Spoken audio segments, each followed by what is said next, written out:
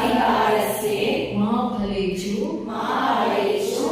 कदाचन मा कर्मफलहेतुर्भु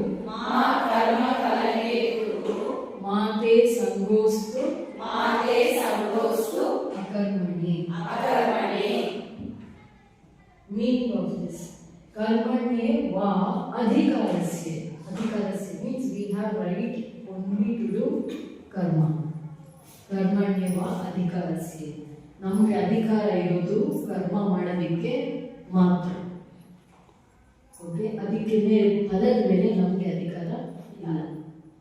ಫಲದ ಮೇಲೆ ನಮಗೆ ಅಧಿಕಾರ ಇಲ್ಲ. ಟೀಚರ್ಸ್ ಅಷ್ಟೇ ಅಲ್ವಾ, ಫಲದ ಅಧಿಕಾರ ನಮಗಿದೆಯಾ?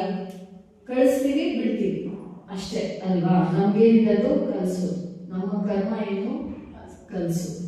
ಕಲಿಸಿದ ಮೇಲೆ ಫಲದ ಅಧಿಕಾರ ನಮಗಿಲ್ಲ, ಅವ್ರ ಫಲ ಅವರೇ ತಿನ್ನೋದು. ಕರೆಕ್ಟಾ? ಮಾ ಫಲೇಚು ಕದಾಚನ ಮಾ ಕರ್ಮ ಫಲ ಹೇತುರ್ಭು. ಫಲದ ಹೇತು ಕರ್ಮ ಮಾಡಬೇಡಿ ಅಂದ್ರೆ ಹೇತುರ್ಭು, ಕರ್ಮ ಫಲ ಹೇತುರ್ಭು, ಫಲಕ್ಕೋಸ್ಕರ ಕರ್ಮ ಮಾಡಬೇಡಿ. ಮಾತೆ ಸಂಗೋಸ್ತು ಅಕರ್ಮಣ್ಯೆ. ಸಂಗೋಸ್ತು attachment, no attachment towards inaction, laziness. Please do not keep attachment towards inaction. ಸಂಗೋಸ್ತು ಅಕರ್ಮಣ್ಯ. ಅಕರ್ಮಣ್ಯ ಅಂದ್ರೆ ಕರ್ಮ ಮಾಡದೇ ಇರೋದ್ರ ಬಗ್ಗೆ ಅಟ್ಯಾಚ್ಮೆಂಟ್ ಬೇಡ. ನಾವು ಕರ್ಮ ಮಾಡೋದ್ರ ಬಗ್ಗೆ ತಗೊಳ್ಳೋಣ. For example, inaction. Laziness is one of the major inaction. Okay, ಇಲ್ಲಿ ಯಾರೋ ಸಾಯ್ತಾ ಬಿದ್ದಿದ್ದಾರೆ, ಅವ್ರನ್ನ ಕಾಪಾಡಿದ್ರೆ ನಾನು ಪೊಲೀಸ್ ಸ್ಟೇಷನ್ಗೆ ಹೋಗ್ಬೇಕು. ಹೋಗ್ಬೇಕೋ ಬೇಡವೋ ಫಸ್ಟ್ ನಿಮ್ಮ ಕರ್ಮ ನೀವು ಮಾಡಿ. That is most important. Correct?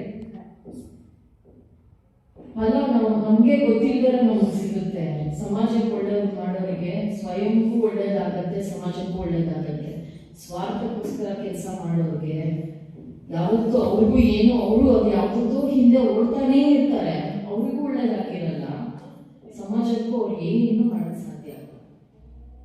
They are nothing for either for society or for themselves.